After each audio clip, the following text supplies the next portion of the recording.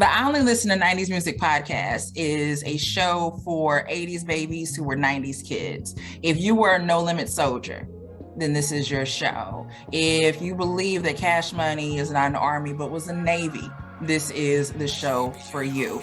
If you and your friends ever tried to sing a song written by Escape, In Vogue, Shy, or Boyz II Men at a talent show during middle school, this is your show. The I Only Listen to 90s Music podcast is a bunch of 80s babies talking about all the songs and things that we loved when we were kids and teenagers. So if you went to the skating rink and you were at a lock-in, this is the show for you. If you think that Tevin Campbell was the original Prince of R&B, this is the show for you. If you don't understand the conflict between Monica and Brandy, but you're kind of on Monica's side and understand why Brandy got punched, this is the show for you. Make sure that you tune in, subscribe, click the little subscribe link. We're here. We're going to talk about all things 90s music. This is the show for you. All right, welcome back to Mike Checka, the show where I talk to dope people doing dope things. I had to convince her for over a year and a half to do this, maybe even two, to do this. I mean, the pride of Temple University, dope playwright. Me and her have debates over plays and stuff, and I don't even know what I'll be talking about. I just think I know what I'm talking about certain different things. And I'm trying to say myself as a culture person here and there, but she's a dope playwright. She also is a critic, play critic. I remember she was like, no, don't go see that. Don't do that. This one's going to be whack. Because it was crazy because I remember I was like, yo, I want to see Top Dog Underdog. And he was like, if they got these people in it, don't go see it. He was like, they don't go see it. If they come to you, don't see it if these people in it. And now she's embarking on her own playwright. You still reviewing plays too as well? Yeah, here and there.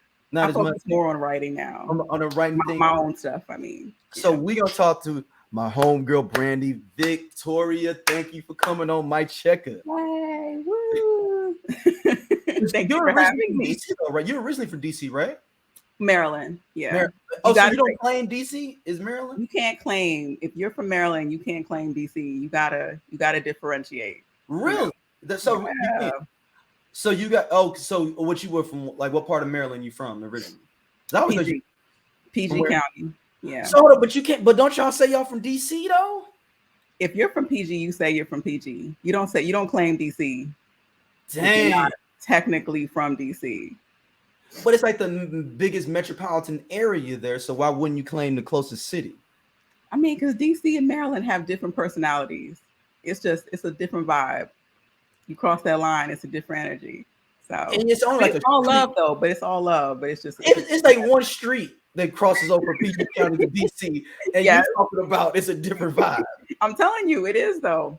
PG County is different. I live in Montgomery County now, and that's a whole different vibe. People say that's like the bougie county. It is. I've heard whole different vibe. So, yeah, okay. I mean, I get it because there's places in every city where you like, man, them cats is different on the north side from the south side, vice versa. Same discipline. So let's start from the beginning. Okay. Growing up in PG County, what was it that really got you into loving plays and wanting to like really liking that kind of thing? I've always been an art kid, an art nerd, really bookish. You know what I mean? I was not like the popular girl. I was like a pick last at kickball kid. So I was just like, give me a book. You remember back in the day, you used to have the did you guys used to do the Pizza Hut? You already know they did. They got that nationwide. Every 10 books, you got a free little personal painting. Yes, I used to bring it in from my school. I used to bring it in from my class. I was that girl. No, I was so bad with it. So I signed up. I was part of two schools. Mm-hmm. So they had signed me up as I was an after school program, another school. So they signed me up as part of their team too. See? So I had two different sets of personal paintings coming in. We're showing our age right now. I know. Right? Oh man, the personal paintings come through. Yes. Being a broke kid from St. Louis, man, it's becoming through. They come through. It's a big deal. Yeah. But I was always just like an artsy kid, and like. What was your favorite books back then as a kid? I was a Babysitter's Club girl. My daughter's in the Babysitter's Club now. You know they updated it now. Oh really? I believe like brand new. Yeah, Babysitters Club, Sweet Valley High. I used to read those because I thought I was grown. That was like the teenage book. Oh yeah, you get into Nancy Drew? I wasn't into Nancy Drew like that. Okay, I used to read I was in the Hardy Boys, so I used to read the crossover Hardy Boys with Nancy Drew. The crossover Hardy Boys, Nancy Drew stuff. I used to read those sometimes. Yeah. Then I was like, I was like a deep kind of like into poetry. I remember I got into like Nikki Giovanni. She had like a book of children's poetry. And I think that's what really like started me into getting like really artsy. That I started writing poetry and into spoken word. And then as I got older, I got really into that. And then ended up in film school. And that's when I started with the screenwriting and then ventured into playwriting now. We gotta take some. We got you. I know. I like skipped through. I was like, yeah, you went straight through. Like I was 6 reading Babysitters Club.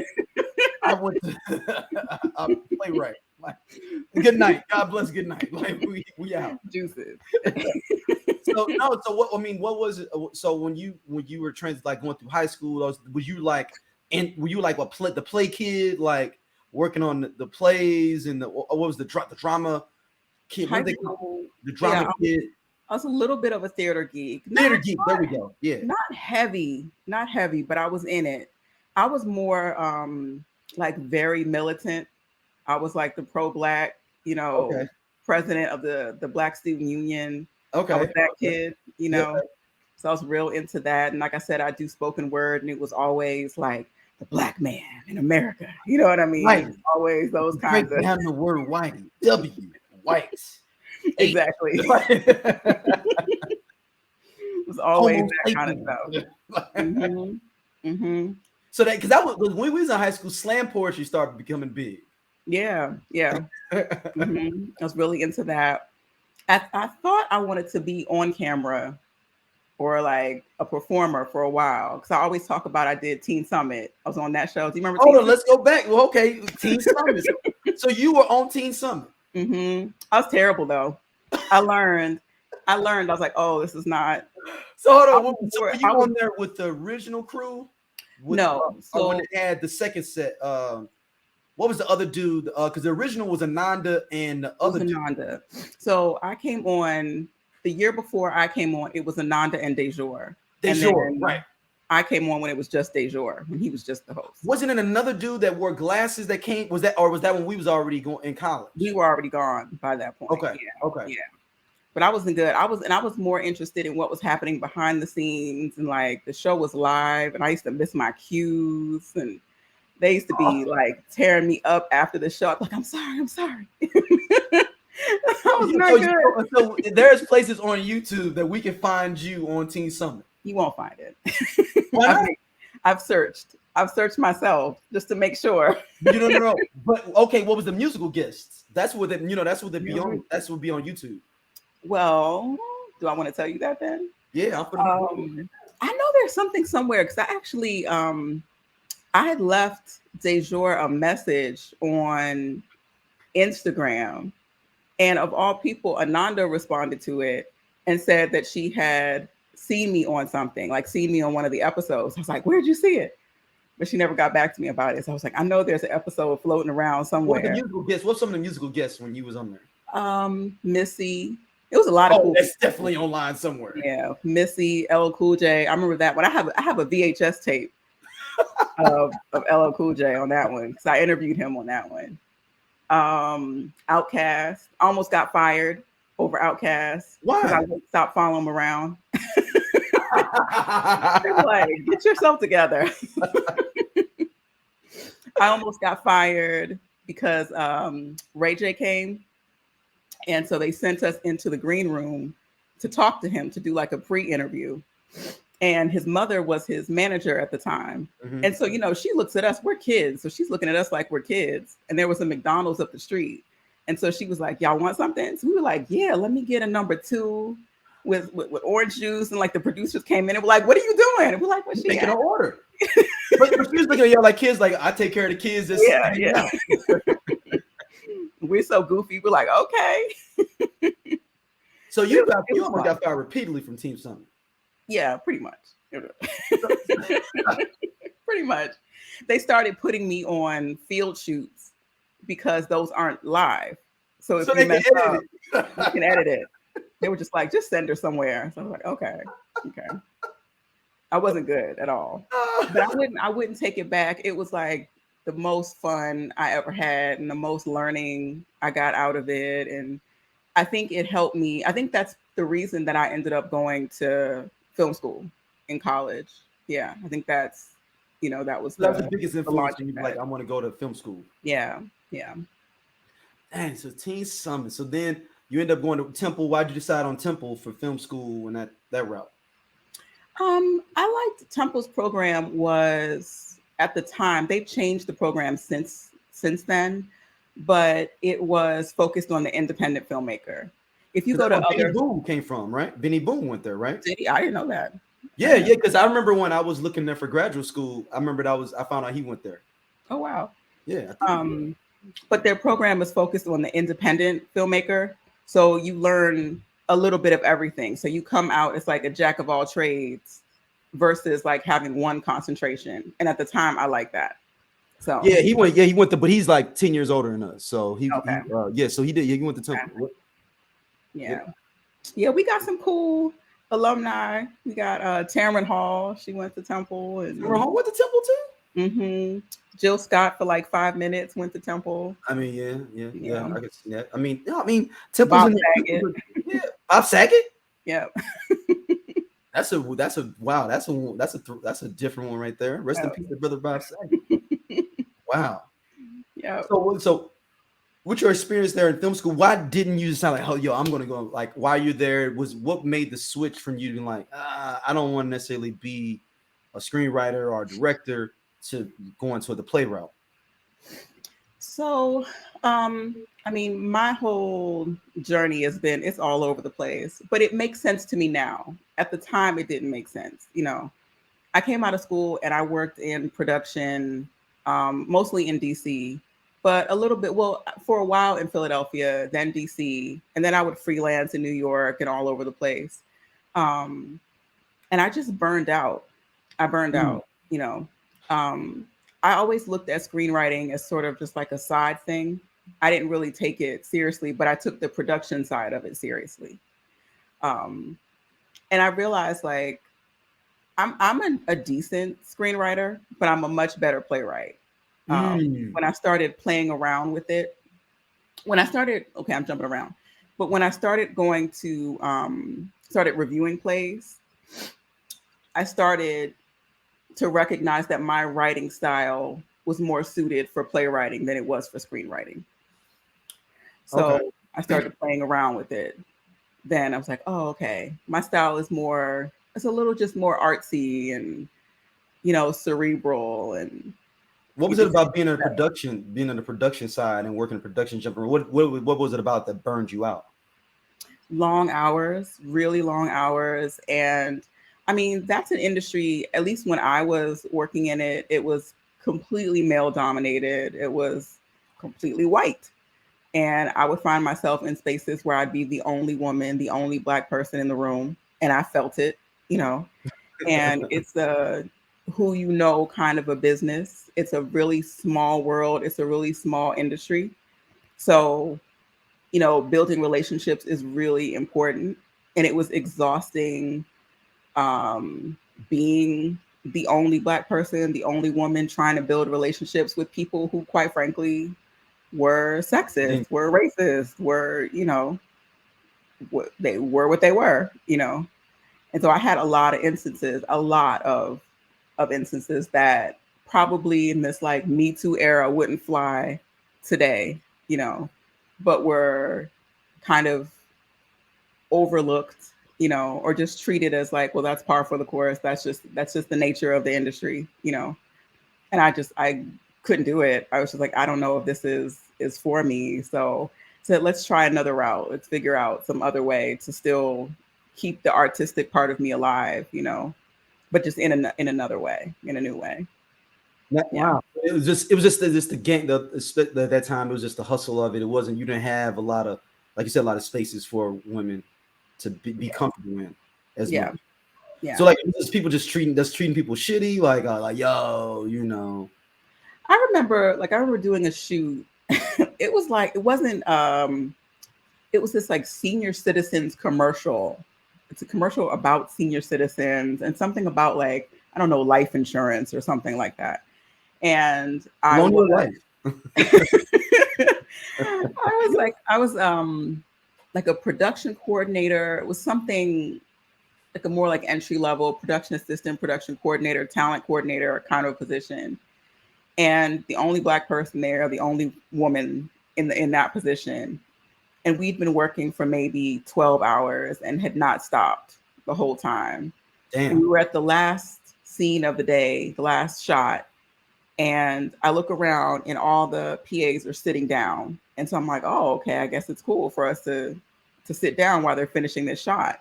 And I sit down and the director, who was a white man, for whatever reason, zeroed in on me. And he goes, I didn't tell you you could sit the F down. And I was looking around like, he's talking to me. Who you talking to? I was so confused. The F? Who you talking to? I was like, oh, okay. And he was right at me. So I stood back up. I didn't know what to do. You know, this is a younger me too. I don't know if I would have taken that now at my big age, but I just stood back up. And afterwards, everyone came up to me and they were like, we don't know what that was. We don't know why he zeroed in on you and why he had a problem with you sitting with no one else. There was no problem with anyone else.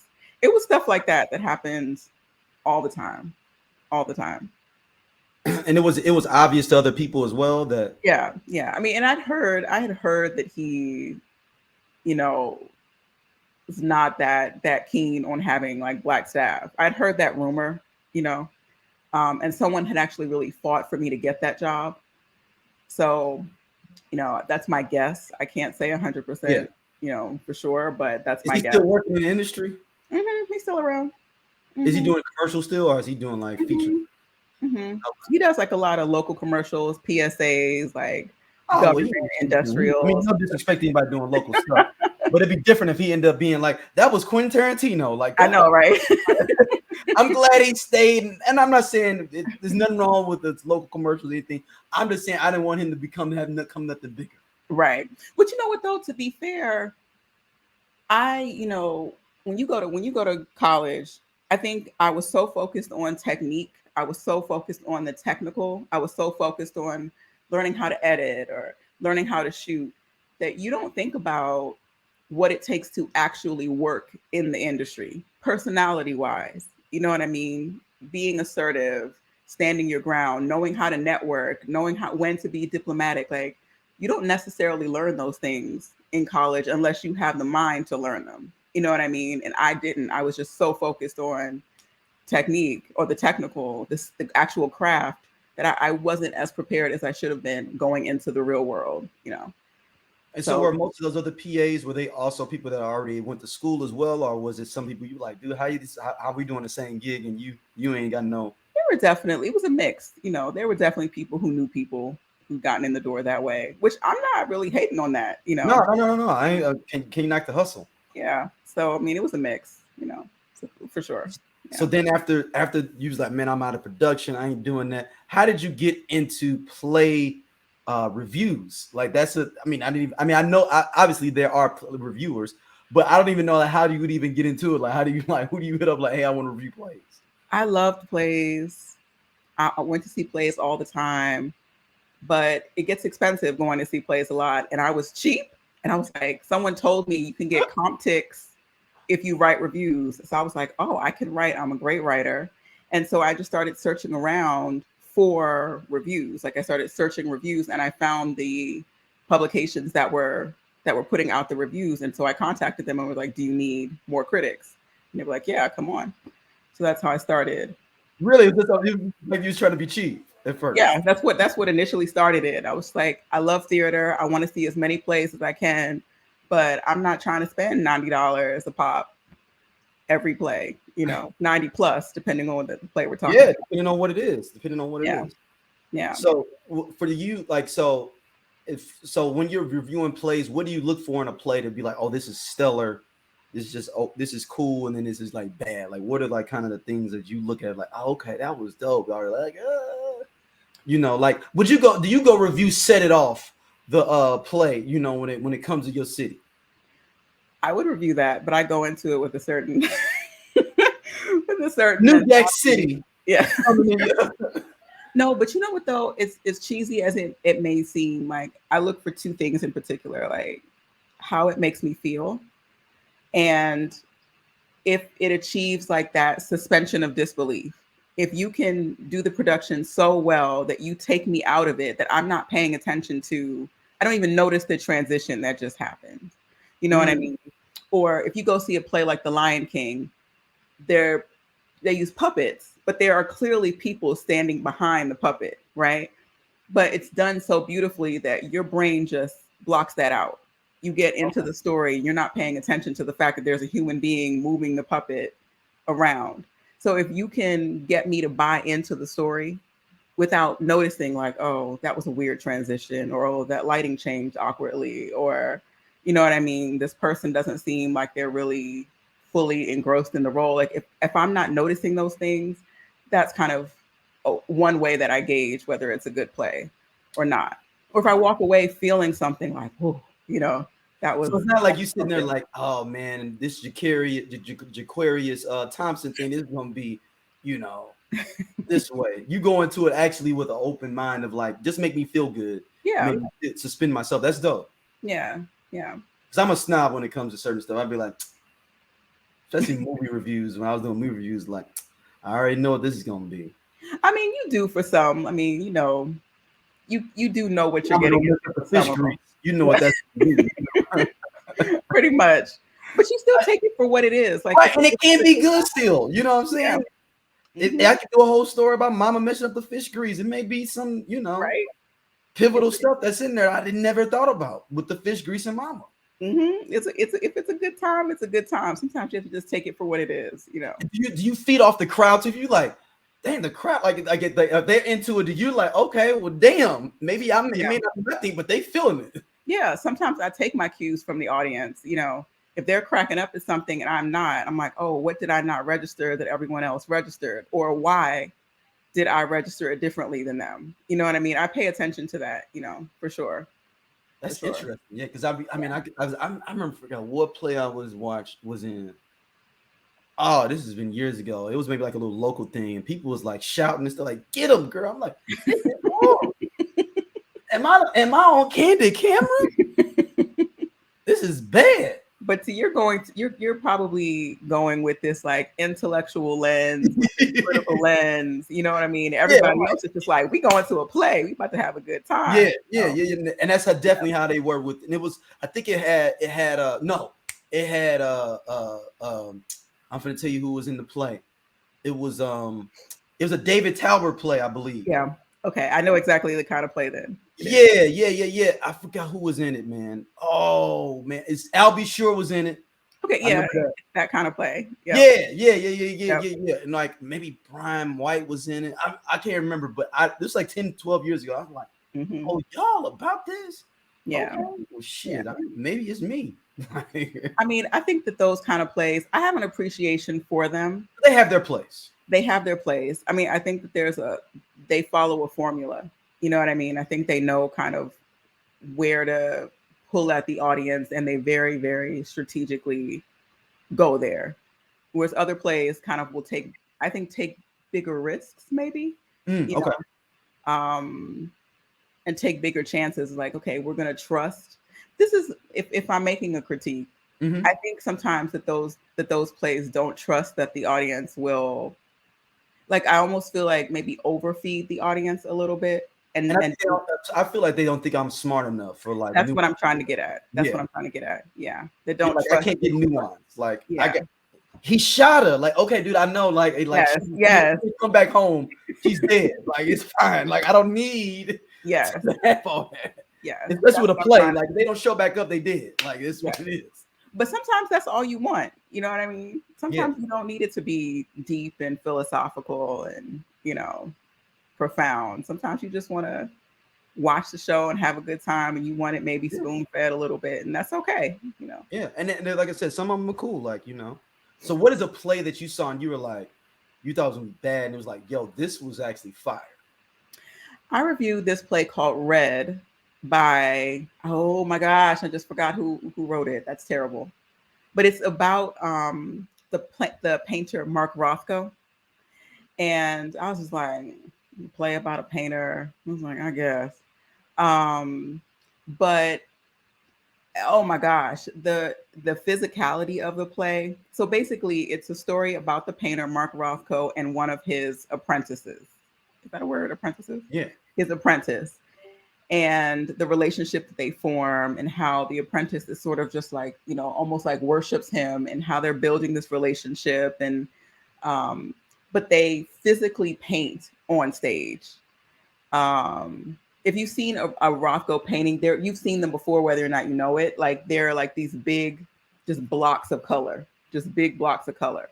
And so they paint, they recreate these Rothko paintings over and over and over again in the play, and then just make these transitions where they're like covered in paint. Oh, yeah, I've seen these before. Yeah, I have. Yeah.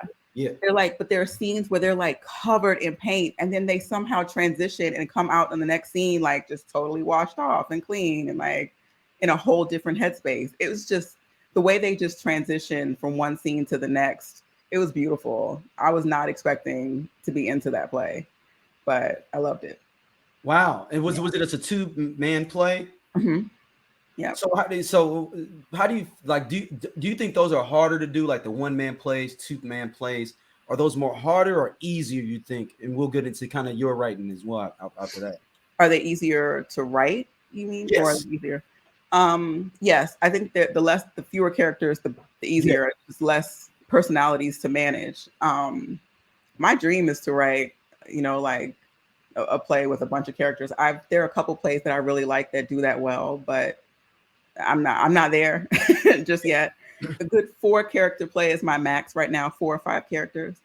But they're also easier to get produced, you know, and people are thinking about that. Playwrights think about that when they're trying to, you know, to get their work out there.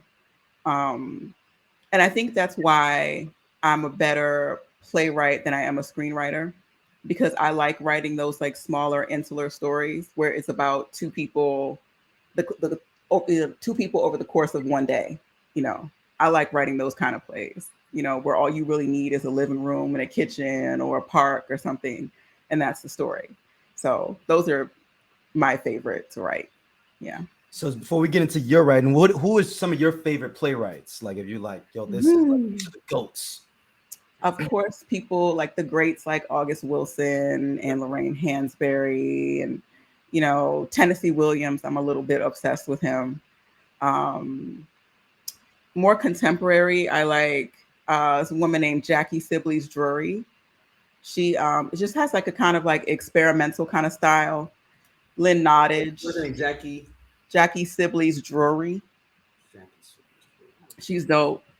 Who else do I like? Lynn Nottage, Katori Hall. Katori Hall's really dope. So Katori Hall's the one that does P-Valley. P-Valley, yeah, but she started as a playwright. Right. So that was originally a play, right? P-Valley was originally a play, right? Yep. Yeah. Because the guy that plays the Jan Jr. brother on there, he was from the original play, right? Yeah. Uncle Clifford, he was in the play, right? Yep. He's the only one they brought over from the play, I think, right? I think so. Yeah. It's cool watching that show though, because if you really watch it, you can tell that a playwright wrote that. Really? I was wondering that. Like, I was wondering like how the sets are like kind of real staticky. Yeah. Where it's like everything is happening in this one room. Mm-hmm. And it's just another person entering that same room and then another person leaving it, but it's the same exact room. Yeah. You can definitely tell. She's probably like top 5 for me. Stephen Alley Girgis is probably top 5. I just love him because he's like in your face, like dropping F-bombs all over the place. He just does not care. Like, he's very just New York, very New York. His whole energy, his whole vibe is very like unapologetic. Did he do the motherfucker in a hat? Yep. Okay. Yeah. Yeah. That's I love that. I love that because I saw that one on Broadway. Yeah. When Oh, you Chris saw it Rock on Broadway? Yeah, when Chris Rock was in it. Oh, I'm jealous. How was Yeah. it? It was good. I didn't Mhm. even know what to expect because I was like, a motherfucker in a hat. Man. Mhm. And he's like Chris Rock, and I was like, okay, cool, I'll check it out. Right. Yeah, it was real good. It was real Yeah, good. I didn't see the Broadway. I've seen other productions of it, but I haven't But seen the that's Broadway. him. That's that guy. Okay, I was like, his name sound familiar. Yeah, he's dope. So, do you think that which plays have been done well? You think that are been able to translate well to like a film, and which ones you think that didn't do well going that way? I just had this conversation when I was in Tennessee. I just had this conversation with another playwright at the Barter Theater. The T-shirt I'm wearing right now is Barter Theater. Okay, August Wilson. They've done 2 adaptations. They did one, Offenses. Yep. And Ma Rainey's Black Bottom. Yep. So I didn't care for the production Offenses, the movie version of Offenses. I think I'm spoiled because I've seen clips. I didn't feel like it was. I didn't feel it. I don't know. It felt like I felt when I see Fences as a play, you get the dad. It's like it was weird. It was like maybe it was Denzel. Yep. And it's not necessarily actually everyone else. It's just that like it's like, yo, I want to cheer for Denzel, like because it's Denzel. But if you see the play in general, you don't like that guy like at all throughout the whole play. See, I feel a little different. Like I wanted to dislike Denzel more because when I saw, like, if you've ever seen clips of like the original production with James Earl Jones, yes, real good, and Courtney Vance. Oh my gosh, like the way that James Earl Jones, he's intense. Whereas Denzel took it down a notch in the movie. He didn't come with the same level of. That's what I'm saying. You can't hate him. That's what I'm saying. It made you could not hate Denzel. I need to hate that character. Yeah. I need to hate him. Is what I'm saying. Yeah. So that didn't land for me.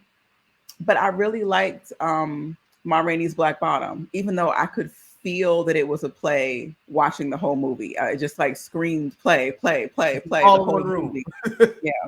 But I think it was the performances. Like Viola Davis was dope, and Chadwick Boseman. Everybody was. Because they're doing the piano next, right?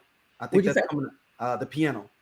The piano lesson? Yeah, I think that's coming out on Netflix next, I believe. Oh, really? Yeah. I know it's on. Is it still on Broadway now? I know it was. They had a whole all-star. Yeah, so cast on Broadway. I know that because Denzel's trying to do all his films. He's got like a deal with Netflix to try to do all August Wilson plays and make them. That'll be interesting to see. I wonder how that's going to go. I've never seen the piano lesson. Yeah, that's a beautiful play. Hold on, it's coming out. Yeah, it's got Denzel is directing it. It's got Samuel Jackson and John David Washington in it. Okay, so like the same people in the play that are in the. Yeah, and it's starring Ray Fisher's in it as well. Danielle Deadweiler, Michael Potts, and Corey Hawkins. Okay. Corey Hawkins is Dr. Dre. If anybody wants to know from. Okay. So and Ray Fisher is if all the people that like DC films, he is Cyborg in the Justice League movie. That's Ray Fisher, and he was in season 3 of True Detective. Oh, okay. So he's a decent actor as well. So I'm interested to see how this is gonna go. Yeah, me too.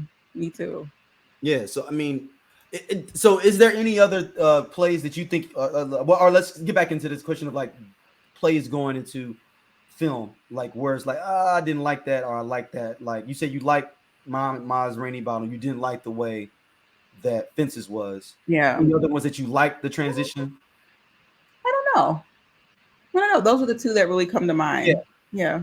Do you like when Rent went to film? Like, I don't love when musicals go to film. Okay. I'm not really a musical on film kind of girl. So okay. I almost like Moulin Rouge and Chicago. I'm like, meh. Did you like when I guess Hamilton they showed it was actually showing the Broadway version? Yeah, they just showed the play. Yeah. Yeah, they supposed to be doing like a live action version of it, supposedly.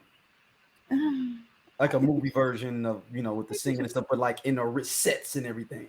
I mean, on the one hand, I like it because it makes it more accessible for people to see. You know, people who couldn't get in the theaters to see it, you know, they can see it. On the other hand, I'm just like, I feel like it takes away from the experience of being in the theater. You know what I mean? Like part of enjoying plays is that you're in this live environment, you know. It's not the same if you're watching it on TV. Yeah. All right, let's get into some of your stuff you write. So let's get into some of your plays. What was your first one that you got to go to production? Or how many? I mean, what's the writing process for you? Let me take a step back. What is your writing process? I don't have, you know, really. It starts with a line.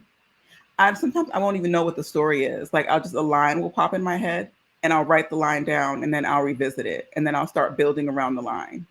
So you start from a line. From a line, yeah. Wow. And then I'll start building the story idea around the line. And I just have to be very clear on what the beginning is and what my ending is. When I write, half the time I don't know what's happening in the middle until I'm writing it. And then I'll stop and tweak and stop and tweak and stop and tweak. But I'm very clear on what the beginning should look like and what the end should look like. And it's just me trying to figure out how to get there. But I start with the line. I go, okay, well, that could be a story about this, or that could be a story about that. And then I start building. Do you hear like a song, or do you hear like see something is like, yo, that's something I can flip, or something I thought about? I'll do that a lot. Or I listen to people. Like I definitely am a people watcher. Or somebody randomly. Always. Like, yes. Always. People are hilarious. You really sit down and listen to people. Like if you're not in a conversation where you're just sitting. On podcasts, we definitely discuss healing. We discuss aspects of psychology. We discuss you becoming the best you, mental wellness, for sure, health, femininity, parenthood, dating, definitely dating, single parents. And it's from a lens of two psychologists, you know. Yeah. So, but also two people who grew up with both parents, married parents, and then you all know that Chloe and I are the youngest of our crews, like her siblings and my siblings. So so it's from that perspective. Yeah, looking at life through that lens. Yeah. So you're gonna get a whole lot of things from us. From us being women, going through life as parents, and all of these awesome attributes. But yes, womanology, the study of women. The study of women. You drink some coffee and they talk like, girl, you know Rodney got 3 kids by 3 other women. Like, right. Exactly. So I'll write it down and then I'll go back to it. It's weird though, because I'll write like 90% of a play in Google Docs on my phone. It's a weird way to write. And then I'll go back to it. I can't write in my phone. It's hard for me to even do notes on my phone. I still write down pen and pad. I do that too.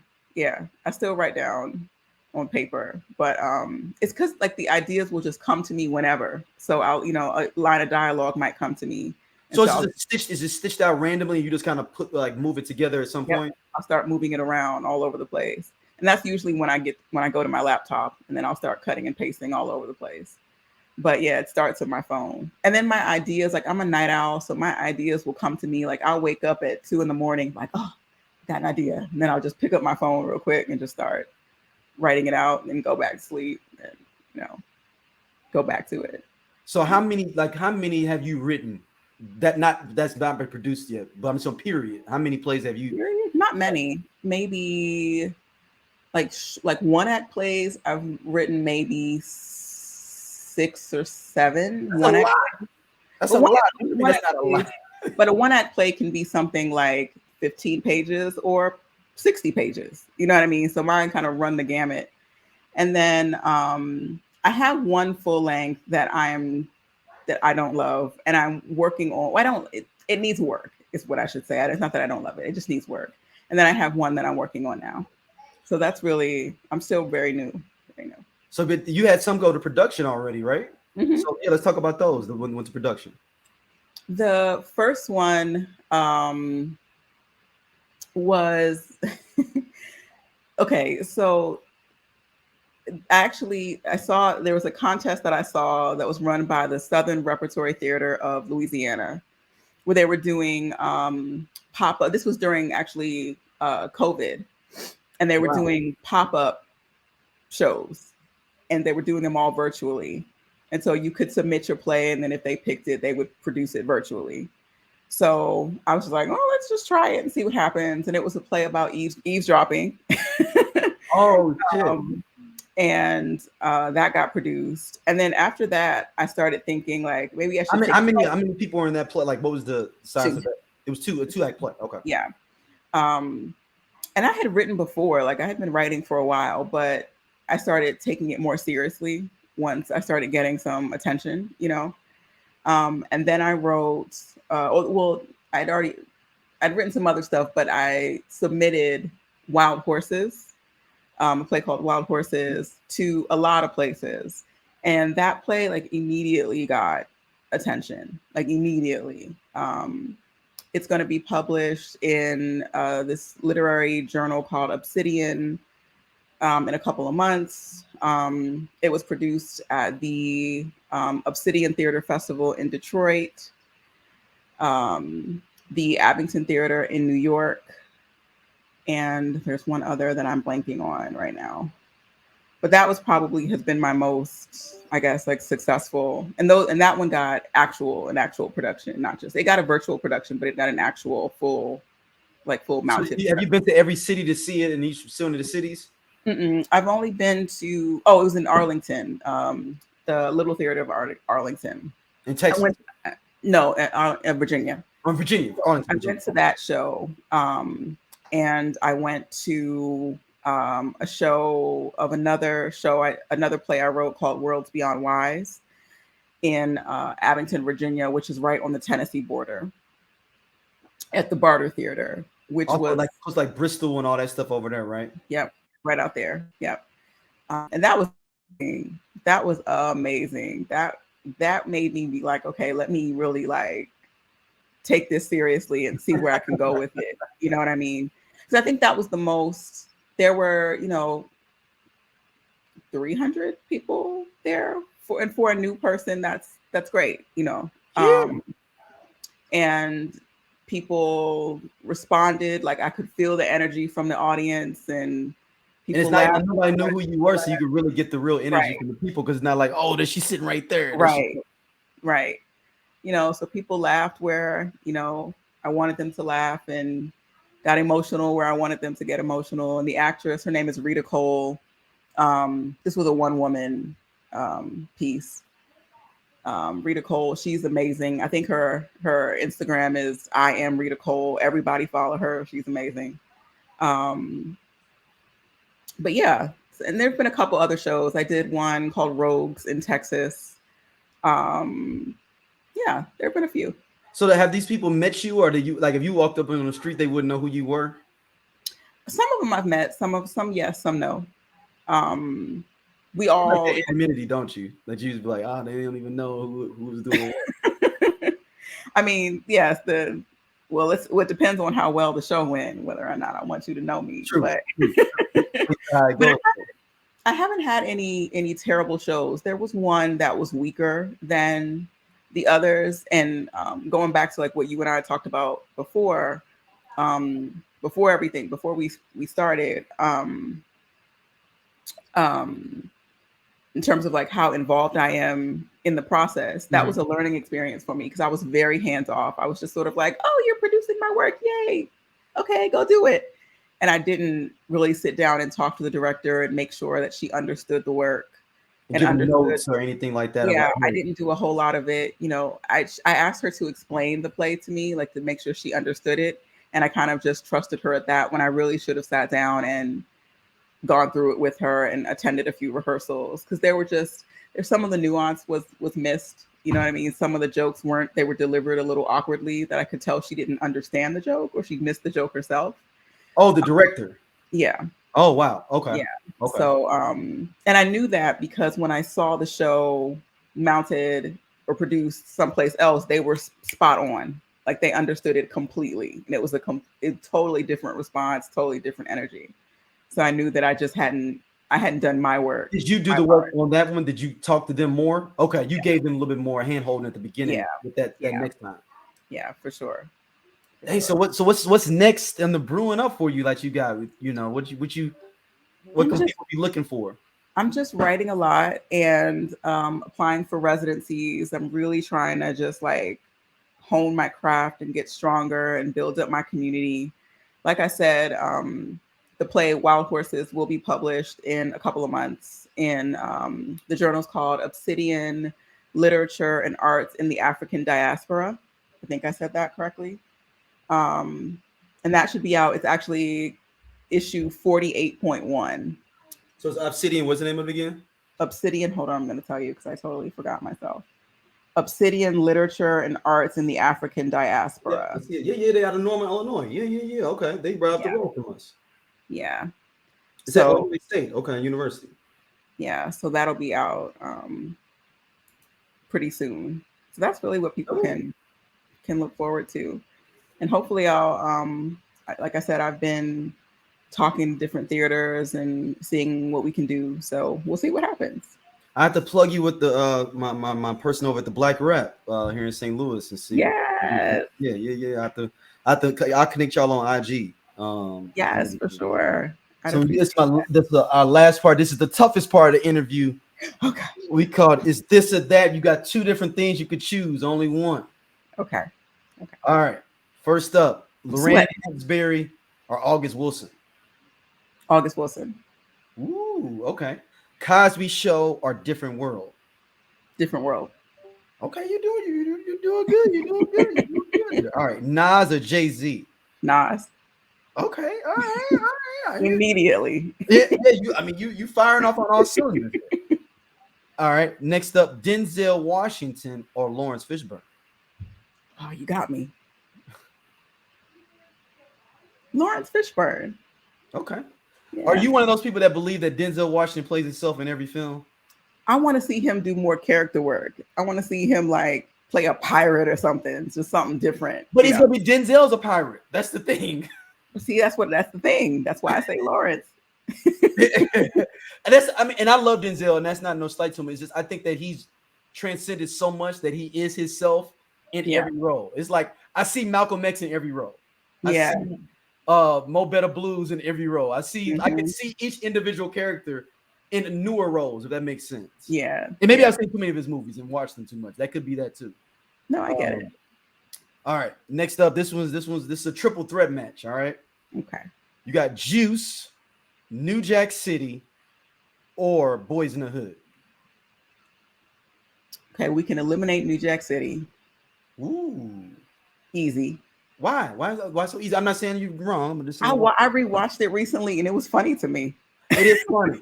And has this ever happened to you where you saw a movie so much younger or something general where you filled in plot holes in your own mind?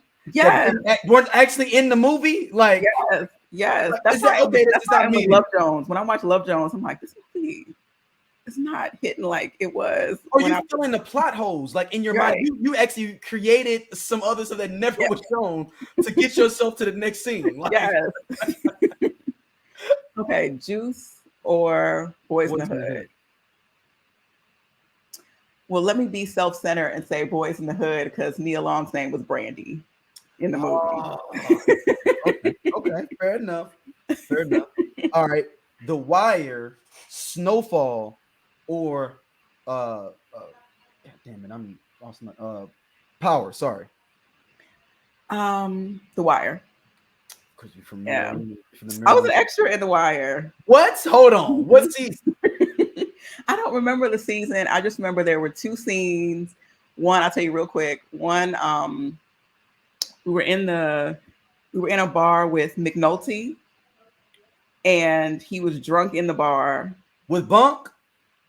No. It wasn't Walter Pierce. He was with. He might have been by himself, but he was drunk in the bar, and we were all in the background, sipping our fake beer or whatever. He was really nice. He's actually really nice. And then there's another scene where we were outside and I had I hope nobody ever sees this. Why am I telling you this?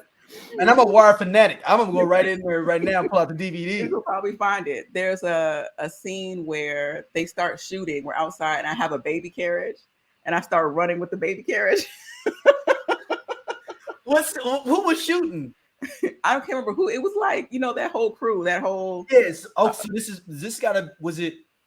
like pre-Marlo or post-Marlo? I mean, Marlo.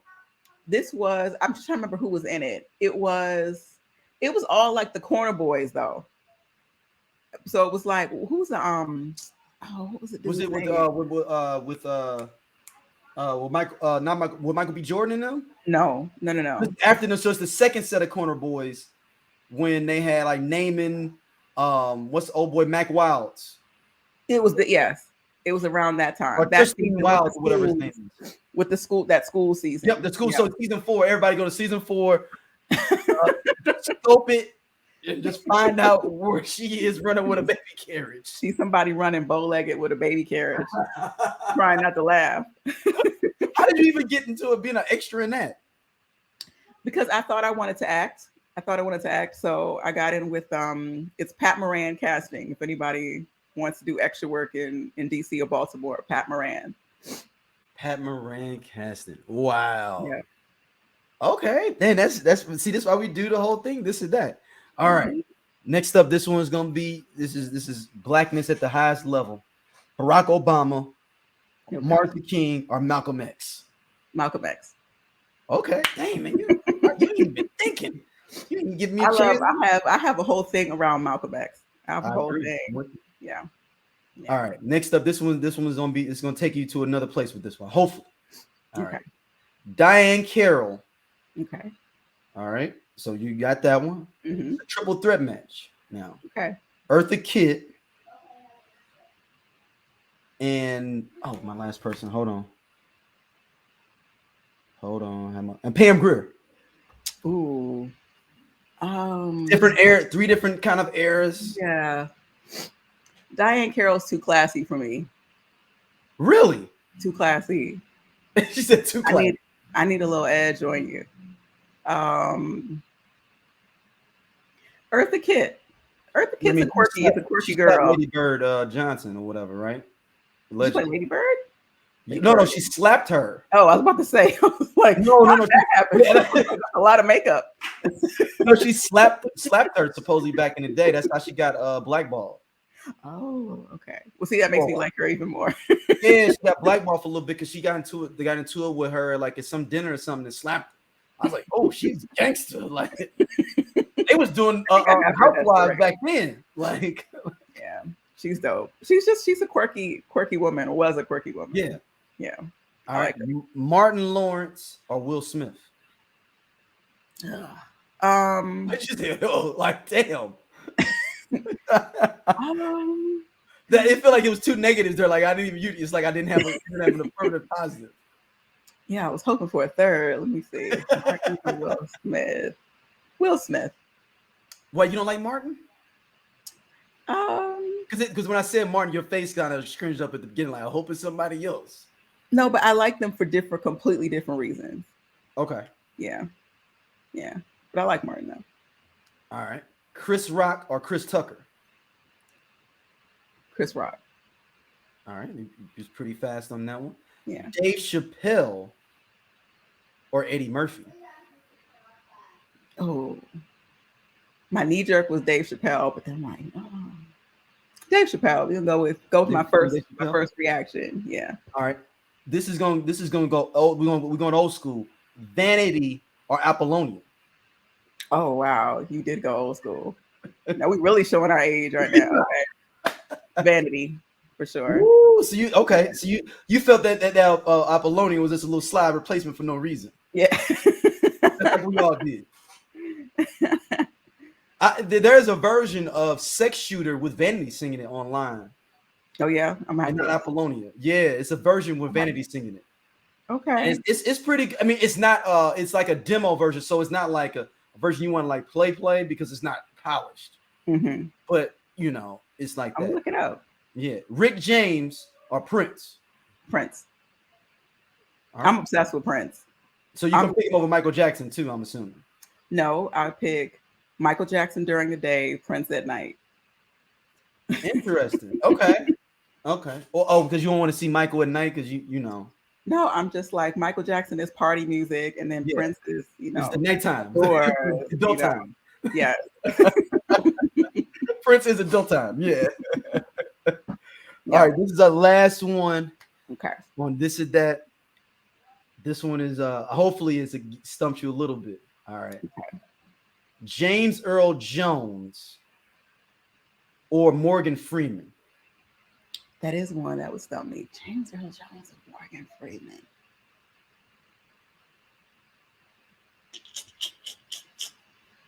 See, I was gonna say James Earl Jones got the voice, but so does Morgan Freeman. So that's Really got the voice. hard.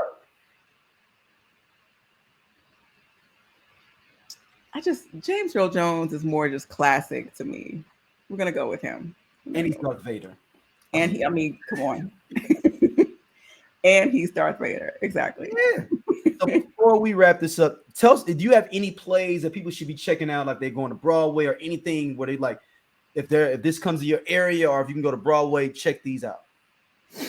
Kind of on your radar. Not necessarily maybe you've reviewed them, but like they're on your radar of like, yo, I want to go peep that, or you should go check that out. I just got tickets to see Fat Ham. That's playing on Broadway now. I saw Some Like It Hot on Broadway, which was really good. So it's the remake of the movie? Yeah. Oh wow. Okay. But Fat Ham, that's the main one. Fat Ham, like fat ham. Fat Ham, HAM, Fat Ham, which is it's like a Black retelling of Hamlet. Oh wow. Yeah. Oh yeah, I see this. Yeah. Let's go a big Broadway. deal. It's a big deal. Oh yeah, this looks fly right here. Yeah. So that's the one. Ooh, Fat Ham. Okay. Okay. Fat So Ham. wow. So who is anybody that is a actor now that we know that would be in this, or is all? I don't recognize anybody in it. I'm sure they're probably, Broadway known, but right. But I'm saying like, Don Cheadle in it is the main as Hamlet or something. No. Mm. Ooh, I'm interested. So okay, my last one before we really wrap up. What do you think about Macbeth with Denzel? Did you see that? I saw it. I thought it was nice to see Denzel kind of not be Denzel. Yeah. That was cool. I thought it was interesting. I thought it was well done. Yeah, Macbeth is my favorite Shakespeare play. Like, it's got the dopest lines. It's got like everything. Like Macbeth was a crazy dude, but he got all the one-liners. He got all the dope Shakespeare. I don't know how he was them nights, but he was coming up with some shit them nights. With that pen, with that one. I just saw this really goofy play. It's called The Complete Works of William Shakespeare, and it's like a spoof of all his. Oh wow! Yeah. Have you seen all his plays? No, I haven't seen all of Shakespeare's plays. I should, right? 70 of them, right? There's a lot. Yeah. I've seen all like the highlights of the ones that they, make you read in school. I've seen those, but yeah. Like when I was a kid, I had to do the comedy of errors. Have you ever seen that one? Mm-hmm. Yeah, I had to do it. I played one of the princes, the twin princes and everything. Okay, in eighth grade. In eighth grade, that was, I changed it up. I was trying to have them all on a hood and stuff. Like. See, now I'm gonna try to cast you in one of my plays now. I had him doing cocaine in there, and I got in trouble. Oh my gosh! In eighth grade, I was in eighth grade. Okay. I thought you got some more. You got some drum. You got some more. It's just been drink like wine. I was like, I'm mad at you. Oh my gosh! If you cast a crooked cop doing cocaine, I'm in. You're in? Okay. I'm gonna write it now. I'm gonna write it. I want it to happen. Doing cocaine. I'm in with 3 different women he trying to get away from. Well, you just wrote the play for me. Okay. There you go. Well, thank you for coming on Mike Checka. Where can people hit you up at? I know you don't like people necessarily all up in your all up in my stuff. Yeah. I'm on Instagram. That's pretty much it. So BV the Creative. BV the Creative. You don't want to give out your Twitter? No, we'll just go with it. You don't want me to tag you in the Twitter stuff when we promote it, huh? You can. See, Twitter is where I talk about people from Instagram. So I like to keep those worlds separate. Okay. It's like the kid, like where they talk about they go to like a private school, they talk about their home friends at the private school. Right. Kids at home. Exactly. See, you understand. I mean, I went to private school for high school, so I understand. Even though we weren't gospel, but I get the process. Okay. Well, thank you for doing my Checka. I appreciate this so much. I'm glad you came in. I think people really enjoy this. This is dope. Like, I hope so. I hope I didn't bore everybody to tears. Production field and things like that, and that they interesting story. It's a great story. Yeah. Oh, and people can check out Wild Horses. If you go on Instagram, the link is in my bio to that play, so you can actually go and watch it. And they can watch Wild Horses. See, Wild I'll Horses. put it it'll be in the link in the description in the bio on this as well, and then you will link you directly to there, so you don't even have to go to her profile, because we don't know if she talking about the people on Instagram or on Twitter, so we don't want you getting caught up in that space or whatever's going on there. So okay, we got some gang warfare going on. We don't want the listeners to get caught up in it. So okay. Well, thank y'all for listening as always, and we'll be back soon.